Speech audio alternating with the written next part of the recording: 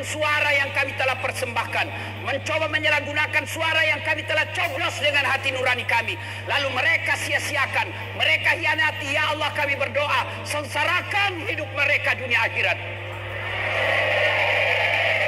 Buat mereka sengsara 7 turunan dunia akhirat. Ya Allah, Engkau yang maha menerima taubat, Engkau yang maha menerima doa, kabulkan doa kami. Sengsarakan mereka yang mengkhianati rakyat Indonesia.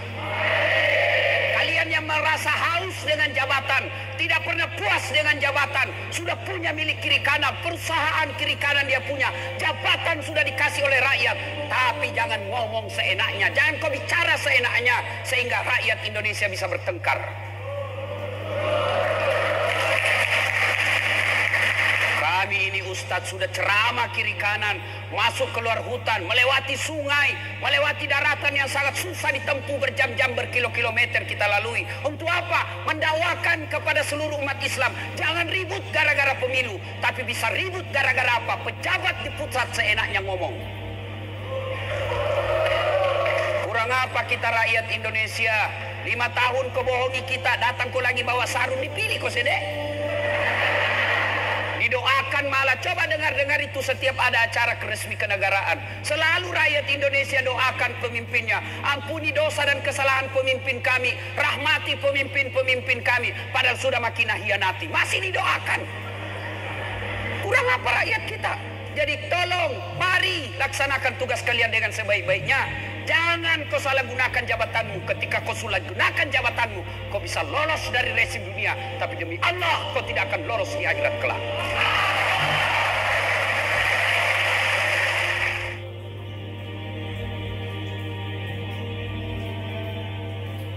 A'udzubillahi minasyaitonirrajim. Bismillahirrahmanirrahim.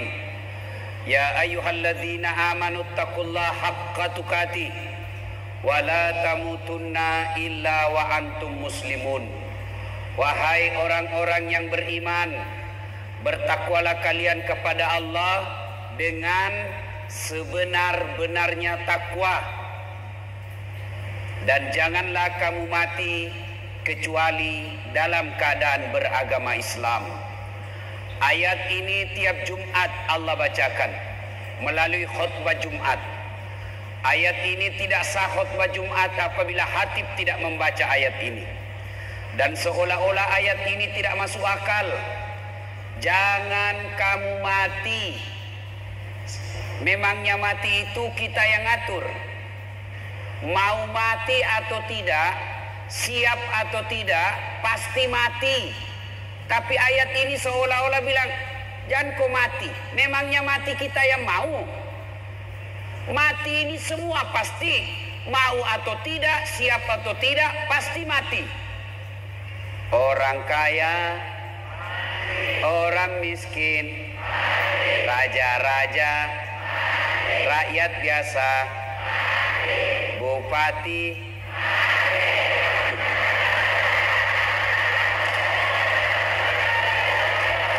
bukan saya bilang, bukan saya bilang, kau yang bilang.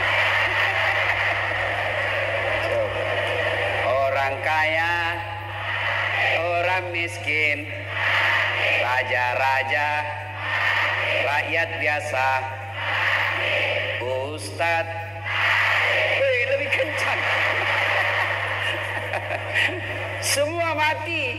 Berarti yang jadi masalah itu bukan mati. Sebab apa? Pasti mati. Yang jadi masalah, kamu mati Islam atau tidak. Itu yang jadi masalah. Banyak orang Islam matinya kafir. Siapa mereka? Contoh aja ini ya, contoh. Hubbi aklil haram, suka memakan barang-barang haram. Siapa mereka? Yang kurang lebih 5 hari yang lalu yang terima serangan fajar.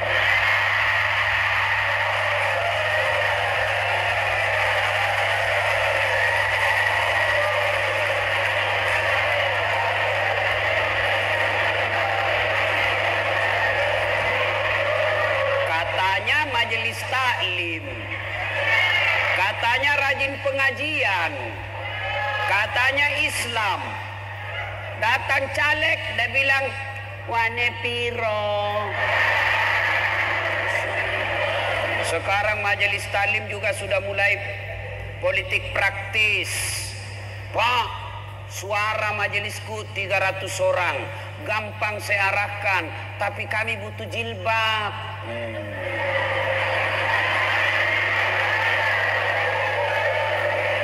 Ya, mereka yang habis makan coblos dikasih 300.000, kalian mati. Tidak ada yang jamin mati dalam keadaan Islam. Kenapa? Ada barang haram dalam perutnya. Pernah Nabi perang, ada sahabat perang fisabilillah melawan orang-orang kafir. Ada sahabat mati syahid katanya. Seluruh sahabat berkata, makasih matena. Bagus matinya, mati syahid, hadiahnya surga. Nabi bilang, enggak, dia mati hadiahnya neraka. Kok bisa ya Rasul? Dia mati membela agama Allah. Dia mati syahid melawan orang kafir, menegakkan kebatilan. Kok bisa hadiahnya neraka? Nabi berkata, coba kau periksa kantongnya. Ada barang baitul mal di dalam kantongnya. Dalam kantong itu berarti kecil. Apalagi bapak-bapak yang ambil kursi kantor. Itu kalau pergantian pejabat rumah dinas, biar gordennya hilang semua.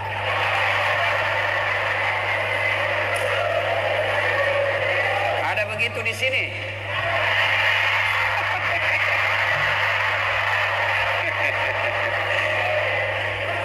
Yang paling kasihan itu kodong sopir. Disuruh pergi tanda tangan SPJ palsu. Ada tanda tangannya, tidak ada SPJ-nya. Kasihannya sopir. Tidak ditanda tangan, dipecat, ditanda tangan, bersekutu dengan kebatilan. Baru baik kalau itu bosnya nak kasih uang sopir. Tidak, nah lihat-lihati saja baru dapat dosa. Nasibnya sopir, kasihan pegawai honor.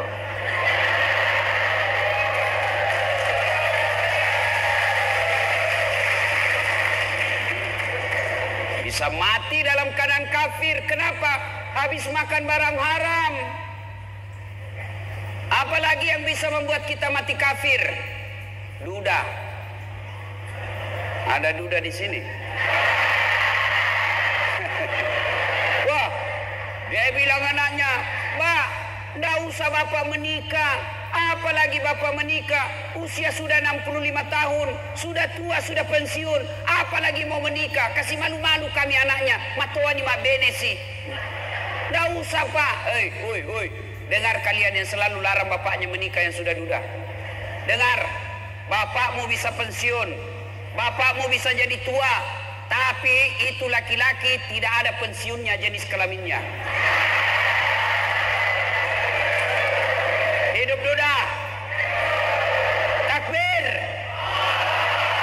Masya Allah. Siapa lagi yang bisa mati dalam keadaan kafir? Suka makan barang-barang haram, jual bensin botolan. Banyak saya lihat itu dari bandara, banyak di pinggir jalan bensin botolan. Nah tulis bensin murni, padahal nak campur minyak tanah. Begitu ditanya, kenapa kau tulis bensin murni? Nak kau campur minyak tanah? Apa nak bilang? Kan namanya istriku murni. Pembeli bisa kau tipu, tapi Allah Maha tahu. Ya, jadi yang bisa membuat kita mati kafir, mereka yang suka makan barang-barang haram. Itulah sebabnya diingatkan, hati-hati. Belum tentu kau mati dalam keadaan Islam.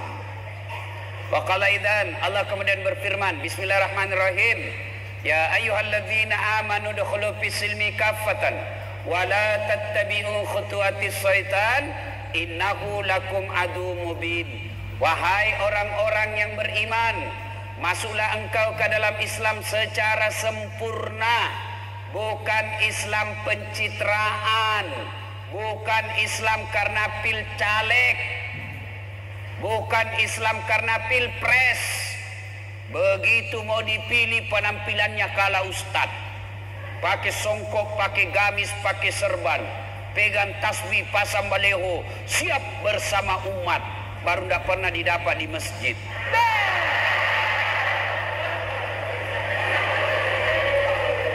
Jangan Islam seperti itu, tapi Islamlah secara benar. Wala tattabi'u khutuwatis syaitan, dan janganlah engkau ikuti langkah-langkah setan, karena sesungguhnya setan itu musuh yang nyata bagi kalian. Ada enggak setan di tengah-tengah kita? Ada setan? Ada. Ada. Setannya bukan pocong, tapi setannya handphone. Orang sudah ceramah masih menggesek. Setan itu HP-mu cilaka. Simpan dulu. Ibu-ibu ini yang pegang-pegang HP selama saya ceramah, saya doakan suaminya kawin lagi. Amin. Apa-apa ya. Saya simpan dulu HP-mu, simpan dulu. Ada juga saya lihat tadi saya lagi ceramah, dia balik belakang selfie. Memangnya saya pot bunga. Jadi kalau lagi background. Talekang. Simpan dulu itu HP-mu, simpan dulu. Dengar dulu ceramah. Malah ada saya pulang ceramah, pas selesai ceramah begini kira-kira. Turun ceramah langsung dia bilang, Ustaz, boleh cium? Sembarang ini kenapa mau cium saya? Dosa. Dia bilang, tidak nafsu Ustaz, barakah. Apa barakah? Apa kasih mengamuk mama necek di rumah? Coba masih muda kok.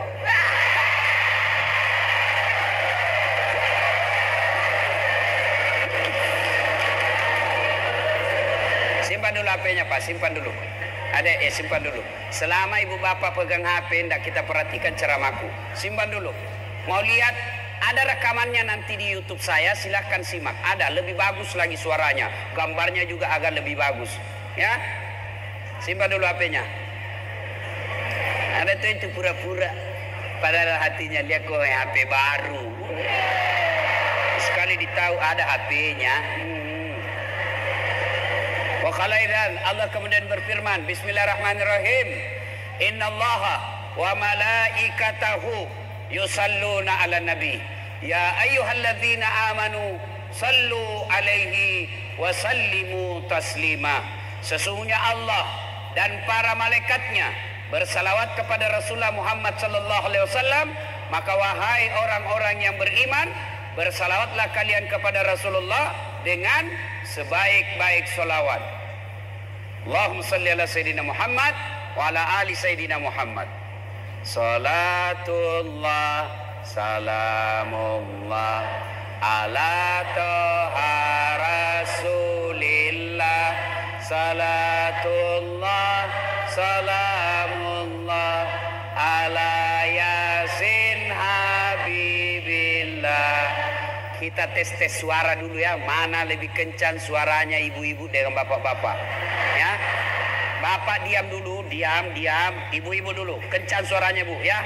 Kita dengar mana lebih kencang suaranya. Ayo, salat.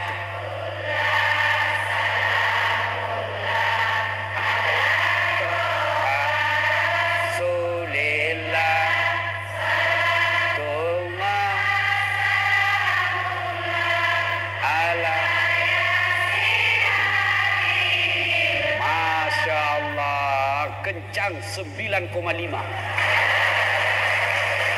Sekarang ibu diam, ibu diam. Kita dengarin, ya. Diam. Oi Pak, jangan mempermalukan jenis kelamin. Ayo. Ibu diam, kita dengarin bapak-bapak. Yuk, salah. Lobet. Itu mau poligami Dodon di bateraimu. Banyak juga bugis di sini. Banyak. Allah, subhanallah. Saya di kemana-mana ketemu banyak orang bugis. Saya pergi ke Pasar Wajo, banyak orang bugis. Saya pergi di Bau-Bau, banyak orang bugis. Saya pergi Biduk-Biduk Kalimantan Timur, banyak orang Bugis. Pulau Kijang Sumatera, banyak orang Bugis. Saya pergi Singapura, ada malah Bugis Street. Insya Allah. Begitu sampai saya di sini, banyak juga orang Bugis. Masuk penjara, banyak juga orang Bugis. Hebat ini orang Bugis ini. Mana-mana saya ketemu.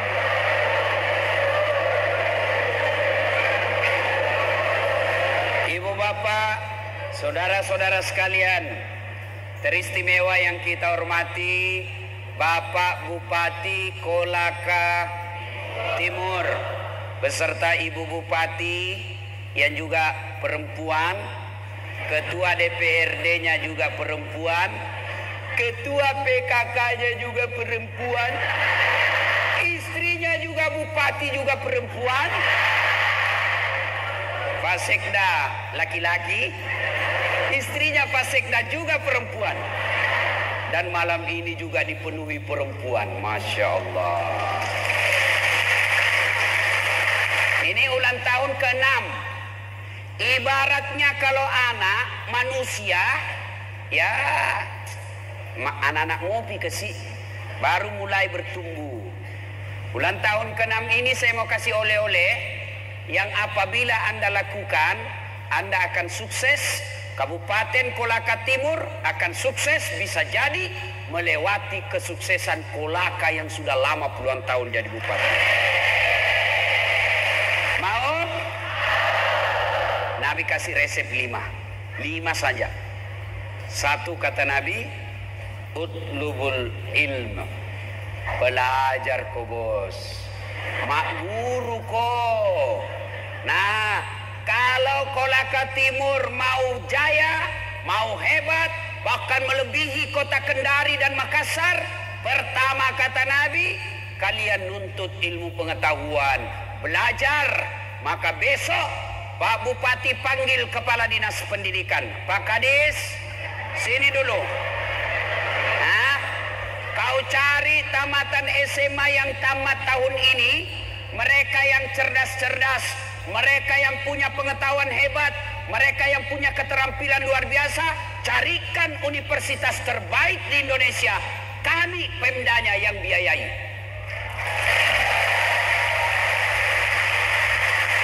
Ya. Begitu juga pegawai. Kalian mau sukses, kalian mau naik pangkat, punya jabatan, punya posisi, belajar, jangan cari muka.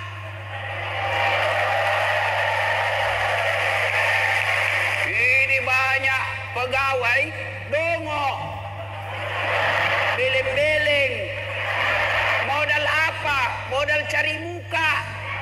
Kenapa kau cari muka? Nah, ada di mukamu. Biar salah, siap Pak, siap. Biar anu salah, siap Pak, siap.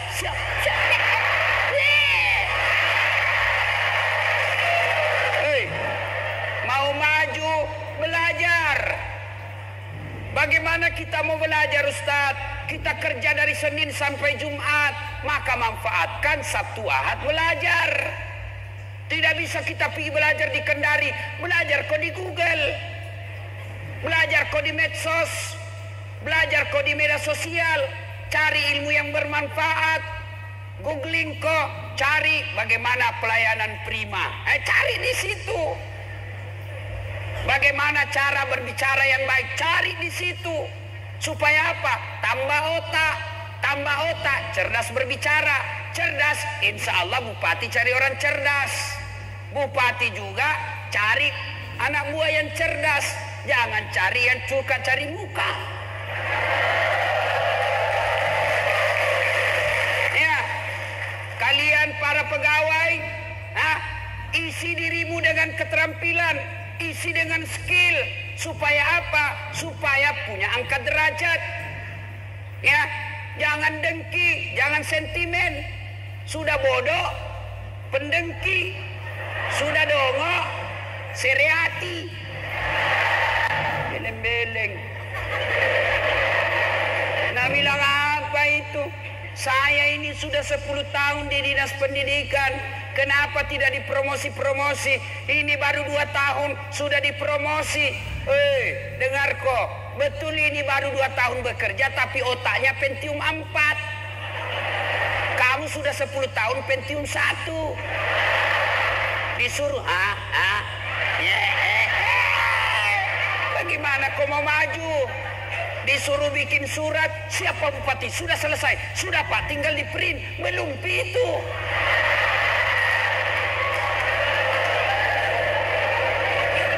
Banyak memang pegawai dongo. Pekerjaan yang bisa dikerja 1 orang dalam waktu 30 menit bisa selesai, dikerja 4 hari. Sudah 5 orang kerja tidak selesai. Bagaimana mau maju kita punya kabupaten? Maka belajar.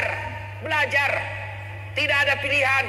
Zaman sekarang tidak lagi mengedepankan cari muka, kedepankan skill, keterampilan dan kehebatanmu. Ya. Nah, berkaitan saja ibadah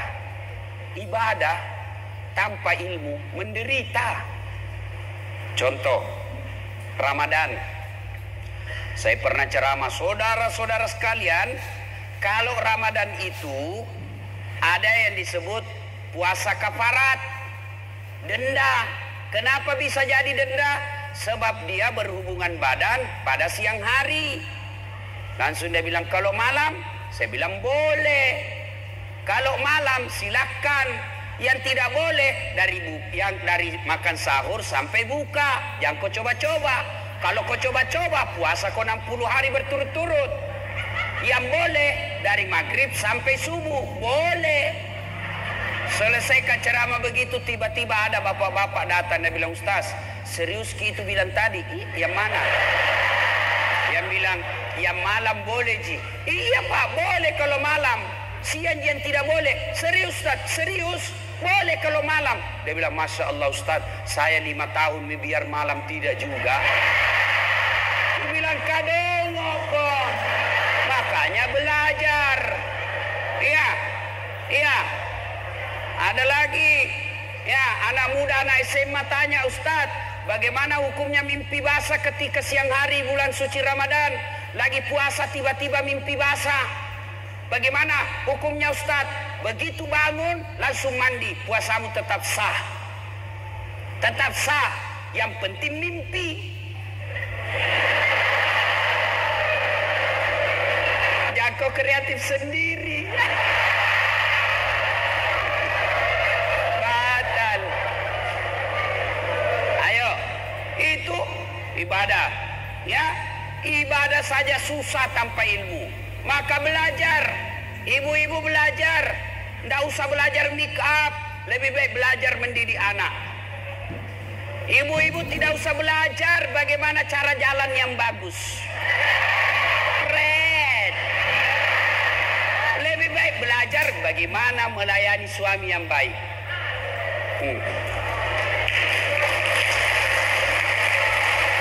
Pegawai honor, tidak usah kau belajar bagaimana cara supaya kepala dinasku senangkan. Tidak usah.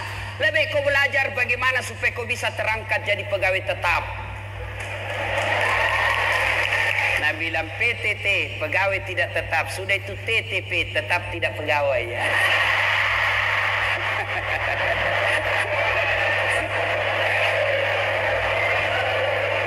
Ayah, nah ini penting.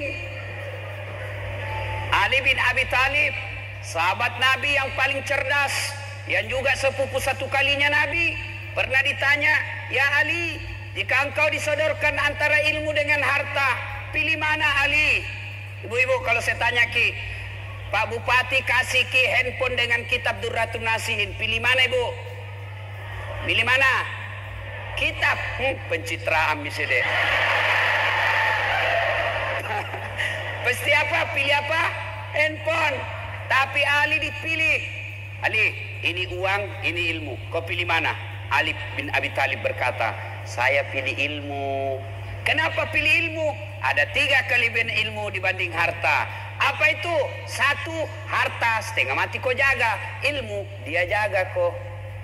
Contoh, saya punya uang 5 juta. saya kasih masuk di bele-bele. Bele-bele safety box. Itu bele-bele ku tutup, baru ku kasih gembok. Sudah itu, ini bele-bele ku kasih masuk di lemari, ku gembok lagi lemari. 2 mi gembok nah, keluar ke kamar, ku gembok lagi kamarku. 3 mi gemboknya, keluar rumah, ku gembok lagi rumahku.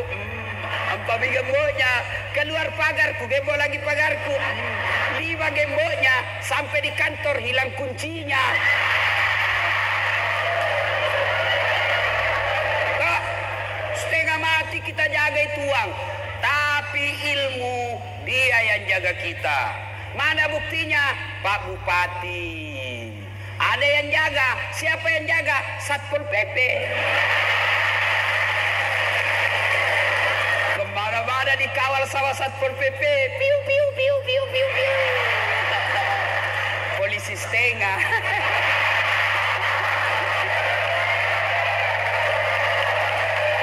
Hidup Satpol PP. Allahu Akbar. Dijaga Pak. Yang kedua, kelebihan ilmu, kata Ali bin Abi Thalib, dengar baik-baik. Harta kasih orang berkurang, ilmu kasih orang tambah.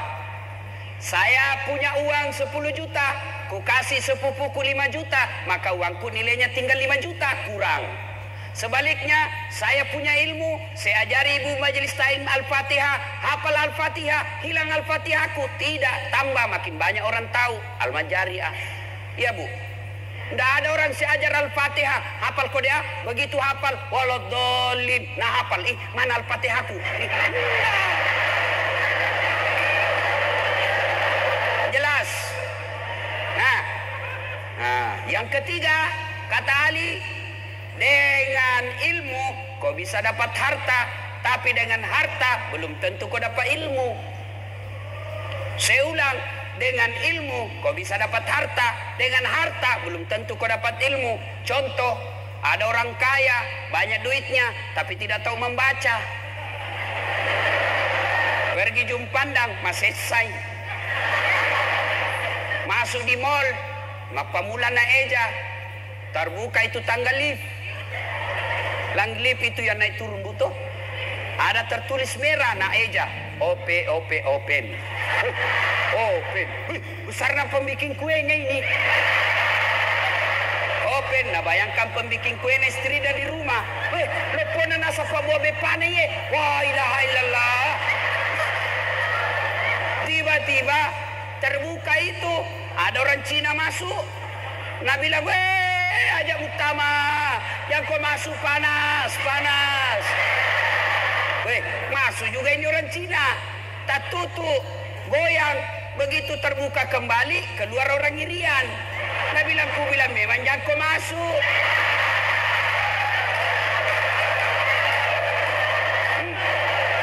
Maka dah memang kajak utama mangu no.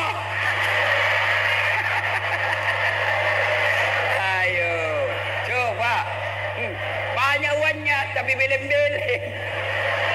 Pergi lagi menelpon Pak.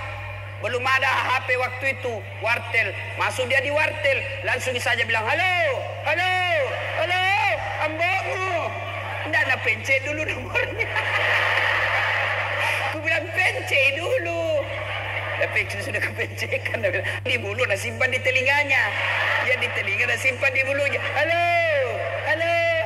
Saya bilang, Haji, tak balik.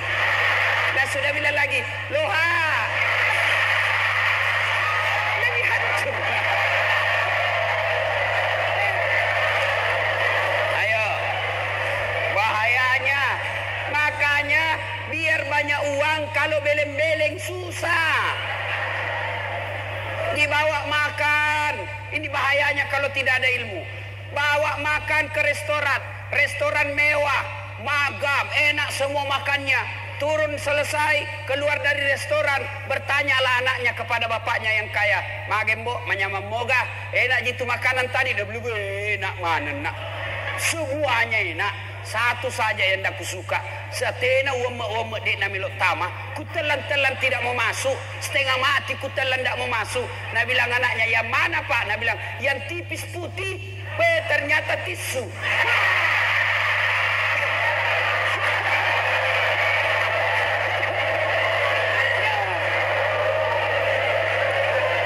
Salatullah, salamullah, ala toha lillah, salatullah, salamullah, ala yasin habibillah, tawassalna bismillah, wabil hadi rasulillah, wa kun mujahidinillah, bi alil badri ya Allah.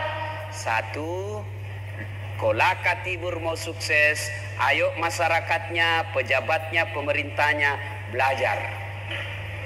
Al-Quran mengabadikan satu firman tentang hebatnya ilmu pengetahuan ini ketika Allah berfirman, yarfa'illahu alladhina amanu minkum walladhina utul ilma darajat. Allah angkat derajatnya. Tadi dikatakan oleh Ali, dengan ilmu kau bisa dapat harta, tapi dengan harta belum tentu kau dapat ilmu. Banyak uang tapi tidak ada ilmu, menderita hidup. Sebaliknya, ada ilmu, insya Allah kau bisa dapat uang. Contoh, ayo, kemana-mana dibayarkan. Orang bingung sekarang, pusing, stres, tiket mahal. Saya tidak pernah bingung soal tiket. Mau 10 juta, mau 15 juta, ndak urus. Kenapa? Bukan saya beli. Pergi, tidak bawa uang. Pulang, bawa uang. Maka belajar. Ibu-ibu, jangan sampai anak ibu tidak dikasih sekolah. Jangan berkata, ndak usah kau sekolah tinggi-tinggi, biar nanti juga kau jadi pengangguran. Beda itu pengangguran yang ada sekolahnya dengan tidak ada sekolahnya. Jangan kau sekolah tinggi-tinggi, banyak pegawai negeri. Memang sekolah bukan jadi pegawai negeri. Untuk apa? Supaya etak kita berisi. Alhamdulillah, kalau orang punya ilmu, diangkat derajatnya. Ayat pertama turun apa Pak? Perintah puasa? Bukan. Perintah haji? Bukan. Perintah zakat? Bukan. Apa? Iqra, baca. Baca, baca, baca. Baca ilmu kelautan, baca ilmu pertanian, baca ilmu perbankan, baca ilmu tentang tata surya, baca ilmu kehutanan, baca ilmu kebinatangan, baca ilmu uang, baca ilmu APBN, baca semua itu. Silakan kau baca. Baca ilmu pertahanan negara, baca ilmu kepolisian, baca ilmu kedokteran, baca, baca, baca, baca dengan catatan Bismi rabbikal ladzi khalaq, atas nama Tuhanmu. Kalau kau jadi dokter tidak atas nama Tuhanmu, maka pasien bisa jadi kau suntik mati. Kalau kau jadi polisi bukan atas nama Tuhanmu, maka polisimu kau gunakan untuk memeras rakyat.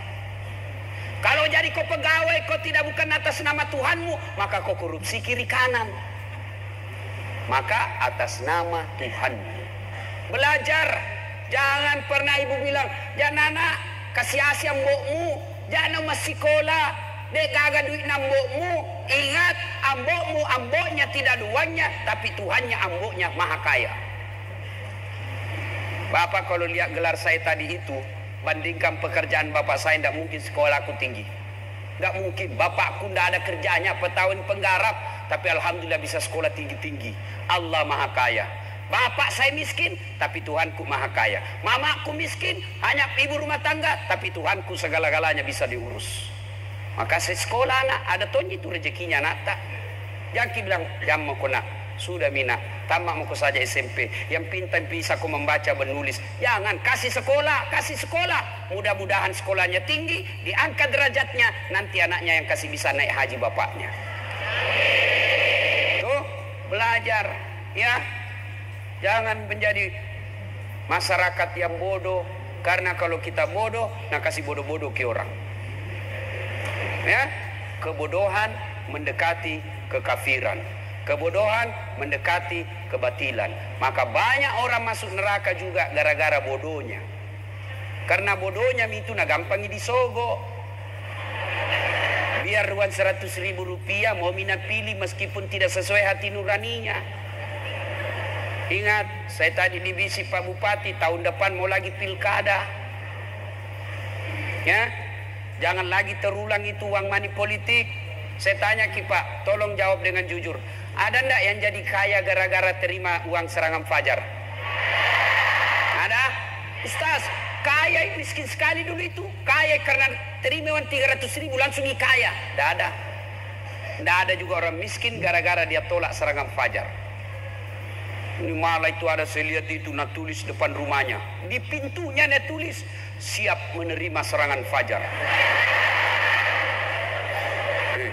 Anggota DPR RI 500.000, DPR Provinsi 300.000, DPR Kabupaten Kota 200.000, suara 9 dalam rumah. Keras kehidupan bos.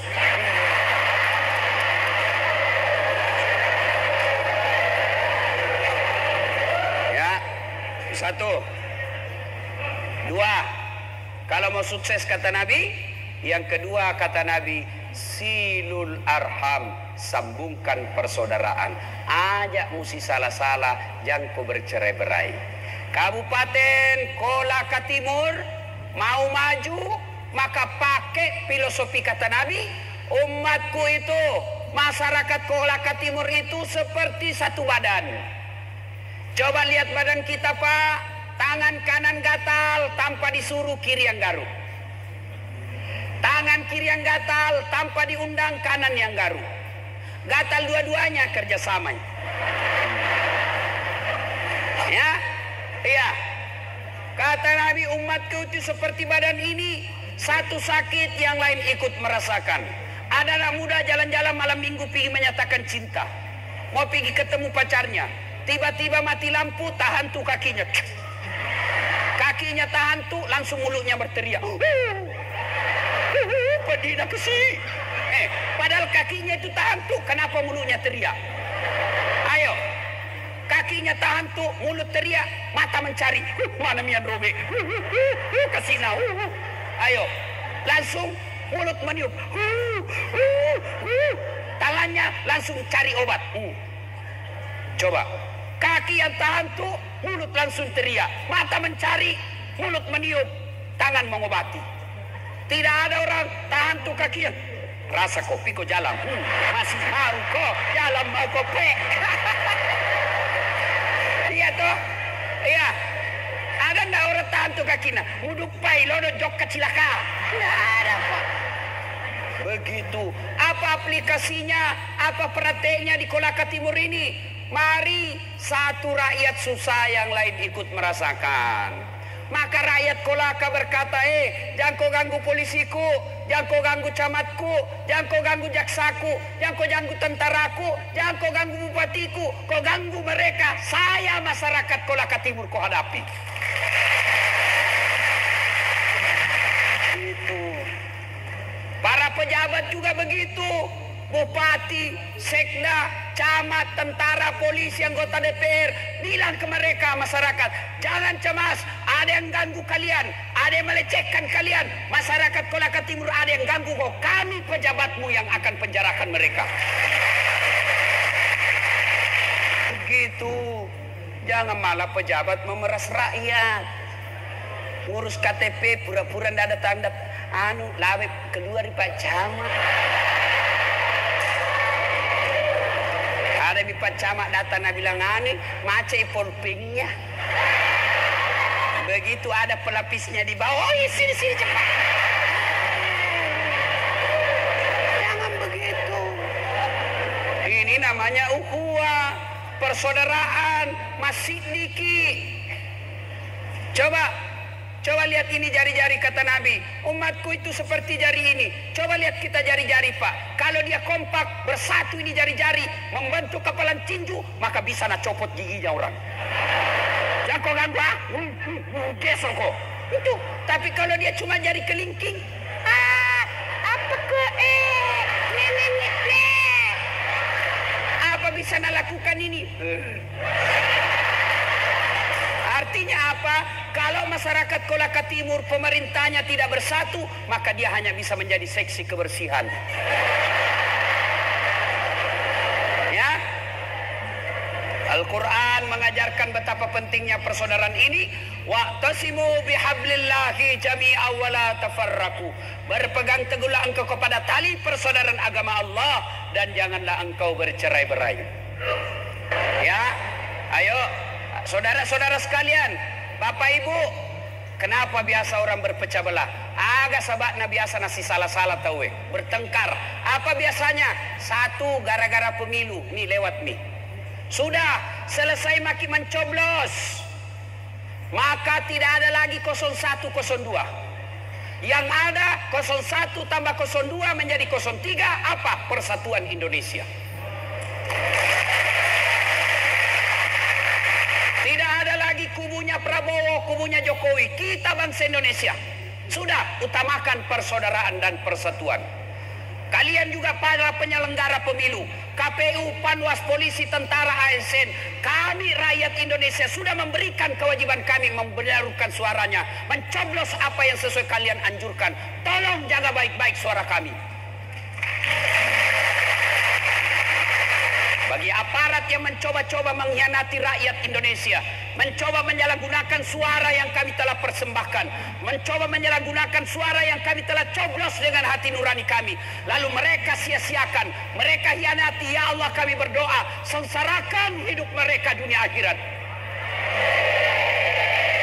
Buat mereka sengsara 7 turunan dunia akhirat. Ya Allah, Engkau yang maha menerima taubat, Engkau yang maha menerima doa, kabulkan doa kami, sengsarakan mereka yang mengkhianati rakyat Indonesia. Nah, apa yang menyebabkan orang biasa bercerai-berai? Pemilu. Kenapa pemilu kita bertengkar? Salah satu penyebabnya pemilu bisa rusuh, ataupun selesai pemilu ini bisa kita ribut gara-gara apa? Politisi. Tolong mereka yang harus kekausaaan, kalian yang merasa haus dengan jabatan, tidak pernah puas dengan jabatan, sudah punya milik kiri kanan, perusahaan kiri kanan dia punya, jabatan sudah dikasih oleh rakyat, tapi jangan ngomong seenaknya, jangan kau bicara seenaknya, sehingga rakyat Indonesia bisa bertengkar. Kami ini Ustadz sudah ceramah kiri kanan, masuk keluar hutan, melewati sungai, melewati daratan yang sangat susah ditempuh berjam-jam, berkilo-kilometer kita lalui. Untuk apa? Mendakwakan kepada seluruh umat Islam. Jangan ribut gara-gara pemilu, tapi bisa ribut gara-gara apa? Pejabat di pusat seenaknya ngomong. Kurang apa kita rakyat Indonesia? 5 tahun kau bohongi kita, datang kau lagi bawa sarung, dipilih kau sedek. Didoakan malah, coba dengar-dengar itu setiap ada acara resmi kenegaraan. Selalu rakyat Indonesia doakan pemimpinnya. Ampuni dosa dan kesalahan pemimpin kami. Rahmati pemimpin-pemimpin kami. Padahal sudah makin hianati. Masih didoakan. Kurang apa rakyat kita? Jadi tolong, mari laksanakan tugas kalian dengan sebaik-baiknya. Jangan kau salah gunakan jabatanmu. Ketika kau salah gunakan jabatanmu, kau bisa lolos dari rezim dunia. Tapi demi Allah, kau tidak akan lolos di akhirat kelak. Ayo, jangan bermusuhan. Apalagi yang bisa pecah itu pemilu. Tim sukses. Dia aja mau sukses. Disuruh bikin baleho 10, 5 tidak bikin. Hilang 5. Begitu dicari, kenapa na 5 jadi baleho di kecamatan? Nah bilang, kena angin pak. Coba, ada tim sukses di sini. Biasanya itu tim sukses itu kontraktor.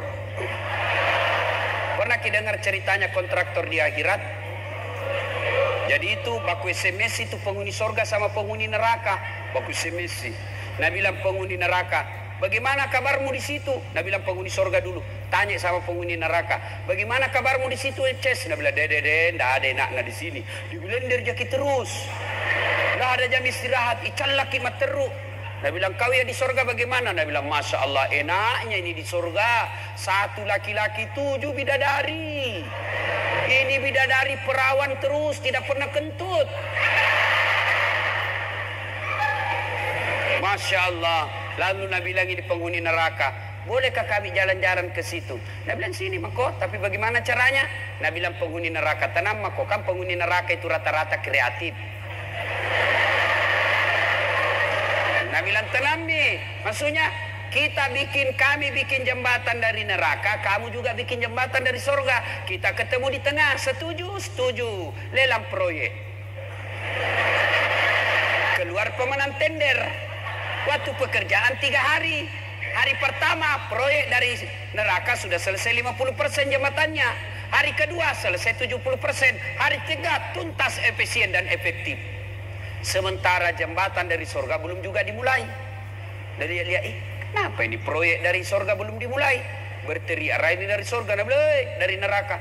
Kenapa itu proyekmu belum selesai? Kenapa kau belum mulai? Kami ini sudah sampai di tengah sesuai perjanjian. Kenapa kau belum mulai? Berteriak juga dari surga. Dia bilang, bagaimana mau dimulai? Pemborong, kontraktor, pengawas, panitia ada semua di situ.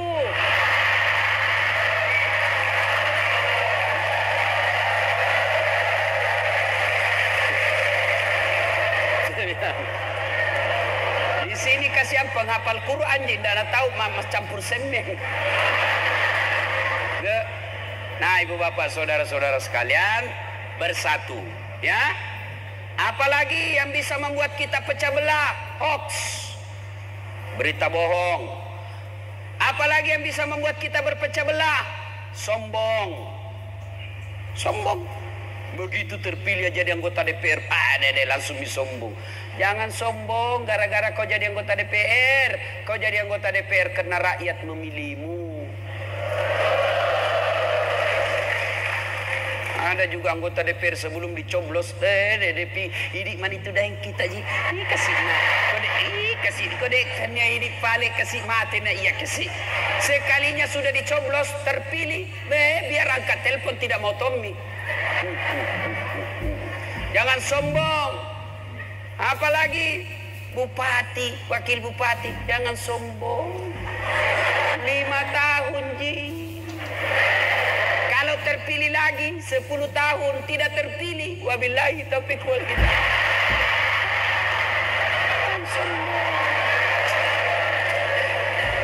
Kepala dinas sekda mau sombong, jangan sombong.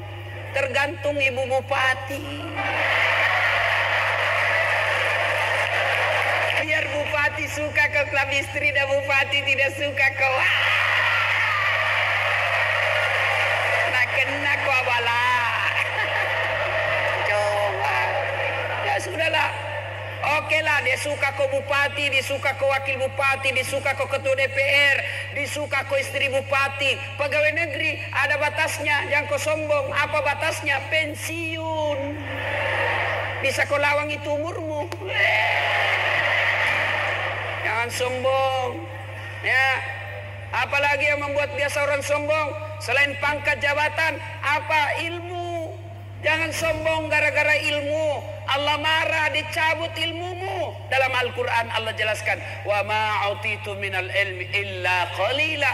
Walekupat disengah kecuali ni. Saya tidak berikan kalian ilmu pengetahuan kecuali sangat sedikit. Apa yang mau disombongkan dengan ilmu? Pikun. Ada tinggi sekali sekolahmu, tiba-tiba pikun, hilang kau punya ilmu. Ayo. Ada orang banyak sekali gelarnya. Begitu dekat pensiun mulai pikun-pikun. Diprotes sama istrinya. Pak, biasanya kalau mau kopi mengajar, kau cium-cium saya. Ini sudah hampir 2 minggu kau keluar, tidak pernah kau cium-cium. Langsung dia bilang suaminya, astagfirullah, berarti siapa kau cium selama ini?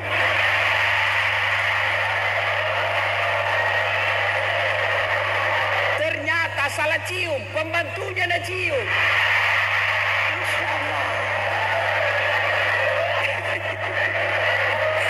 Jangan juga modus. Mantap-mantap sudah dengar begini pura-pura pikun. Didapat sama anaknya dalam kamar pembantu. Dia boleh kukira mamamu nak. Ya. Ya. Ilmu membuat orang sombong. Termasuk ustad. Masa ustad ada sombong? Banyak. Mana ustad yang sombong? Yang meremehkan pendapat orang lain. Sombong itu ada dua sifatnya. Satu, menolak kebenaran. Dua, menganggap remeh orang lain. Ini banyak ustadz sekarang baru belajar agama 6 bulan, itu pun melalui YouTube. Langsung kasih salah semua orang. Bahkan saya pun dihina di Facebook. Dia maki-maki saya di Facebook. Ini dah saat mengaku ustadz sunnah. Jangan bicara-bicara sunnah kalau kau tidak menegakkan sunnah. Saya bilang, kenapa kau tuduh saya tidak menegakkan sunnah? Dia bilang apa? Buktinya kau tidak pelihara jenggot. Mau dia apa kalau tidak mau tumbuh?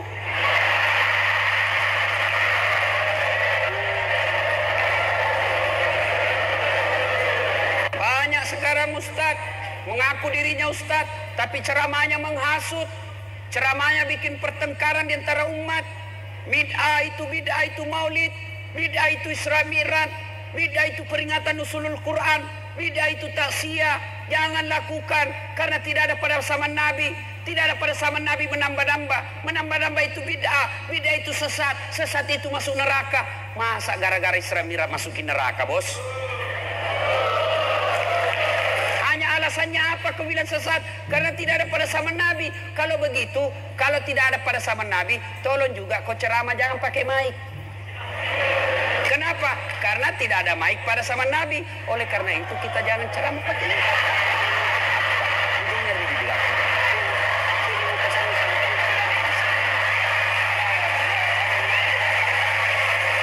Iya. Makanya jangan menyalahkan pendapat orang. Kalian yang tidak mau maulid jangan tapi jangan kau bilang sesat yang maulid. Yang kalian mau maulid silakan, jangan kau bilang sesat yang tidak maulid. Bertengkar ki. Ya. Jabat tangan selesai sholat bid'ah, masuk neraka. Masa gara-gara jabat tangan orang masuk neraka, bos? Ya. Itu ustadz-ustadz sombong itu yang begitu. Tidak mau menerima perbedaan pendapat. Kita berbeda-beda, ini sunnatullah. Ya. Gigi saja kita beda sehingga enak makan.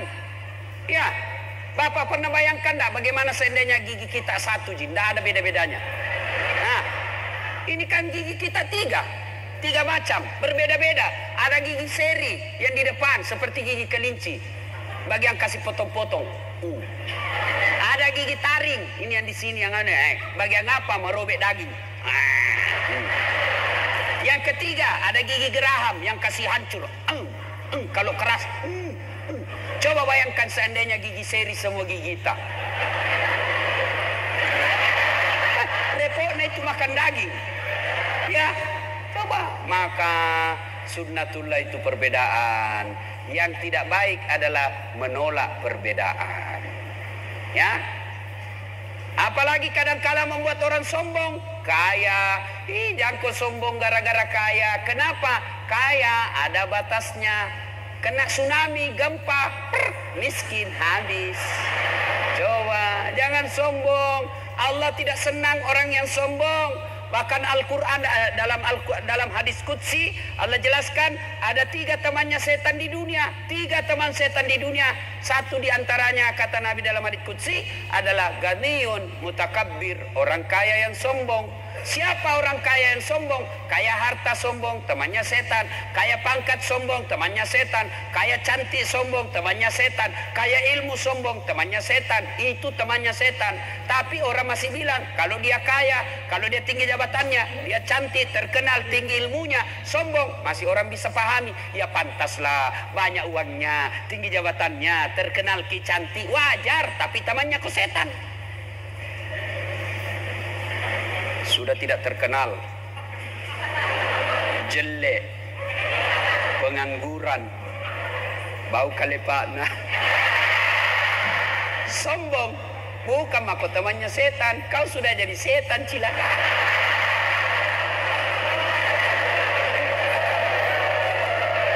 Salatullah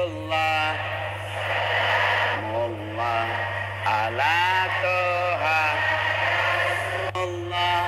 ala yasin habibillah. 2. Silul arham, sambungkan persaudaraan. Yang bisa lagi menyebabkan putus persaudaraan apa? Sangka buruk. Tiba-tiba Pak Bupati mengutasi, Yang tadinya kepala dinas tiba-tiba jadi staf ahli yang tidak ada stafnya. Meja sama kursi terputar-putar di situ. Sangka baik, jangan kau sangka buruk, supaya tenang perasaanmu. Baik-baik. Sudahlah, sekarang sudah tomak kepala dinas 3 tahun. Sekarang saya salah picak karena yang saya dukung yang dikalah. Ya apa boleh buat, saya non job. Yang penting sudah tomak kepala dinas. Banyaknya orang kodok pegawai saja tidak. Sampai sekarang tidak diangkat-angkat, tetap menjadi pegawai honor. Tenang perasaan, itu namanya sangka baik. Jangan kau sangka buruk. Tiba-tiba dikasih pindah ke pulau, sangka baik. Oh, Pak Bupati senang sama saya, maka dikasih pindah ke pulau. Jangan sangka buruk. Begitu kau sangka buruk, maka tidak ada tenangnya perasaanmu. Ibu-ibu juga sangka baik, ya. Jangan sangka buruk. Tiba-tiba bupati mutasi, goyang, pindah jabatan, sangka baik. Berarti itulah yang terbaik. Tidak adalah dalam hidup ini Allah kasih yang terjelek, pasti itu yang terbaik. Tamat SMA saya daftar tentara, Pak. Daftar ke tentara. Ternyata saya tidak lulus. Kenapa? Ceper. Tidak cukup tinggiku, tidak lulus. Temanku lulus, polisi. Sekarang dia reserse di Sulbar, Mamuju. Dia pakai baret merah. Saya lulus jadi ustadz pakai baret putih. Tapi alhamdulillah, dengan baret putih yang saya pakai, mulai baret hitam sampai baret merah, ku caramai ku semua. Jangan sangka baik, jangan sangka buruk. Ibu-ibu, jangankan dalam kantor, dalam rumah tangga saja kita pecah belah gara-gara sangka buruk. Ibu-ibu jangan terlalu cepat percaya bisikan orang. Tiba-tiba masuk WhatsApp di handphone tak, kuliah suamimu, bonceng cewek, sangka baik. Oh, suamiku berarti selesai kerja dia pergi ngojek.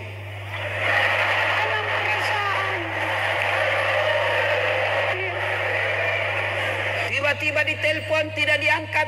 Oh, berarti suamiku lagi sholat duhur. Tanam perasaan. Ditelepon lagi tidak diangkat. Oh, berarti lagi menghadap sama Pak Bupati. Tanam perasaan. Tiba-tiba ada lagi masuk wih, ada lagi cewek nak bonceng. Oh, suamiku adalah pegawai negeri, memberikan pelayanan prima kepada rakyat. Itu cemburu lagi, cemburu. Baru cerita mengimpuru nih. Entong ini ibu-ibu ini suka cemburu. Sangka baik, tidak ada baiknya itu sangka buruk, Pak. Sangka baik, tidak tiba-tiba tidak ada jabat. Sangka baik, itu yang terbaik. 2013 saya ikut Pilwali Makassar. 10 pasang calon. Banyak, Pak, 10 pasang calon. Nah, bila orang dikalah ke Ustaz, tidak. Cuma yang menang lebih banyak suaranya. Itu namanya sangka baik. Yang sangka buruk. Ada orang 4 tahun berkeluarga tidak punya anak. Tahun kelima dia ke dokter ahli kandungan. Tiba-tiba dokter periksa. Oh, alhamdulillah ibu, terlambat maki 2 bulan. Woi, senang. Dia telepon suaminya. Pak, alhamdulillah terlambat 2 bulan. Dia bilang suaminya, jangan kau cerita-cerita dulu nanti tidak jadi maluki lagi. Oke, cerita tidak dicerita. Beberapa hari kemudian datang petugas PLN. Assalamualaikum. Waalaikumsalam. Siapa ya? Saya ibu. Siapa? Pegawai PLN. Kenapa Ki? Ibu terlambat 2 bulan. Kenapa bisa nak tahu ini? Dari mana nak tahu saya terlambat 2 bulan? Langsung disangka buruk sama suaminya. Iya sila bolong, iya bolong sih. Karena suaminya hitam, iya sila bolong. Baru pulang suaminya dari kantor, baru buka rumah langsung. Himet toh ila bolong. Langsung dia bilang suami, agak comok. Jengkel tong itawa. Nah bilang istrinya, kenapa itu tadi PLN datang? Nana pernah tahu kata terlambat 2 bulan. Bukan saya, betul kak bukan saya. Kenapa bisa dia tahu? Tunggu bisa pergi marah-marah di PLN. Dia pergi marah-marah di PLN. Nah bilang kenapa kau tahu istriku terlambat 2 bulan? Nah bilang ada catatannya Pak.